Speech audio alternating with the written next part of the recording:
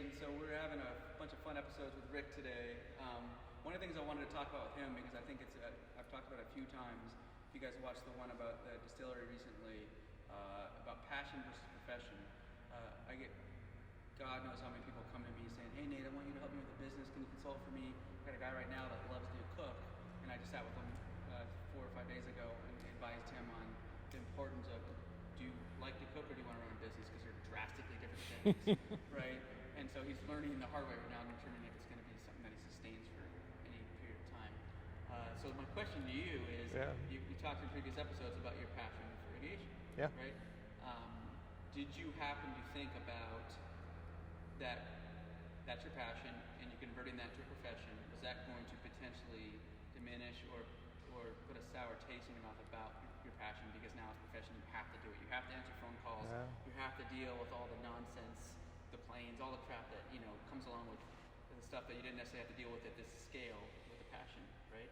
So talk a little bit about that, because I know a lot of people tend to think they always want to do the professional thing needs to be something they're passionate about. Yeah, well, that's a great question, Nate. I'm very passionate about flying.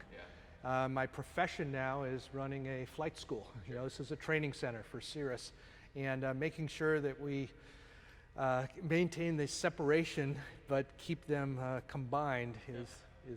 So I just asked, I asked you about why you decided to do what most people perceive as your passion and turn it into a profession, because sometimes that doesn't work out for people.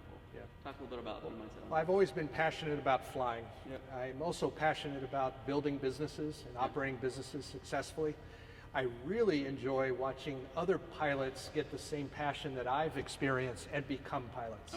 And become truly safe pilots in command, flying beautiful aircraft, and getting to a point where they can take their families and friends flying safely. And making sure that you do all that in the right scenario, with the right equipment, making sure safety and focus on the experience is probably the most important. Okay, good. These questions tend to be difficult for people, which I like, because a lot of times you don't think about it. I already fairly knew the answer to him because I just know his past experiences with business from talking about it. But the advice I give to people out there is, if you're going to follow your passion, make sure it doesn't turn into something you dislike because it becomes a profession. Rick's in a unique situation where he both is passionate about business, correct? Very true. And you're very passionate about flying. He's able to, because he has capital, due to his previous success, he's able to basically make the decision to invest his capital to do the things that maybe he wouldn't be as passionate about, right? And still enjoy flying and still get the enjoyment out of people, like knowing that I just got my PPL and I could bring my family on a plane. That probably is very rewarding to you. Extremely. And then, you better say that. But also more importantly, you still have the passion about flying, and so you can compartmentalize that.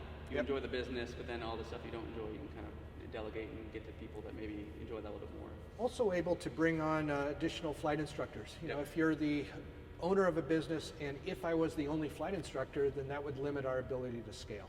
So by being able to not only run the business, but be able to hire and bring on experienced flight instructors to then teach multiple students, bring on additional aircraft, it allows us to scale and grow the business, which is really important. I know what a lot of you are going to say, because I friggin' hear this every time we have this conversation on this podcast. Well, but I don't have any money. How am I supposed to do that? Or, well, I don't have this, I don't have that. Well, first, those are all excuses. You all know that. You don't like when I say that to you, but it's the truth. But two, I'm part of a, most people that watch this, I have a hood cleaning business that's relatively large. And a lot of the smaller hood cleaners are constantly talk about in the social media platforms how they get out of the captain's chair. It's just what they talk about. And a lot of it is because, listen to the previous episode about technology. They're not using it properly. Listen about the fact that if you are a hood cleaner, not a business person, you better start learning to know how to run a business. If you're not a salesperson, spend the money to hire salespeople. You got to have those basically departments filled in any business in order to grow.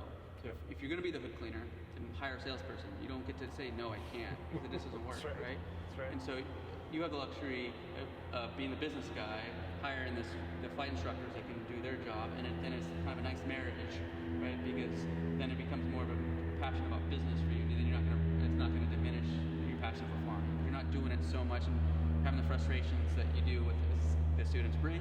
I'm sure I brought plenty of frustrations. Sorry, Brian. Sorry, Griffin and Aiden. But you get the point with that, right? And so a lot of people, I just want you to really understand that. The guy behind the cameras here, I had that discussion with him, Shane, about did you really want to do this as a profession, because it's so much more work than just having fun with photography and drone footage and all that stuff. So just think about that. If you have any messages, DM me. I promise you I'll give you some insight on it. There's no necessarily right answer. The wrong answer could be that you go into something that's your passion and then you end up not liking it anymore. And so you got to be very conscious of that. Because then it's unfortunate, because now you've lost your passion and you don't have a business that's very successful. And so just be very conscious of those perspectives, because I've seen it happen numerous times. And I'm not saying don't do your passion, just make sure it's something that you can live with and that you have the capabilities of compartmentalizing those different aspects of your business. Yep. So thanks for sharing that. I think it was important for people to hear that. So Startup Nation, thanks, Rick. Thanks.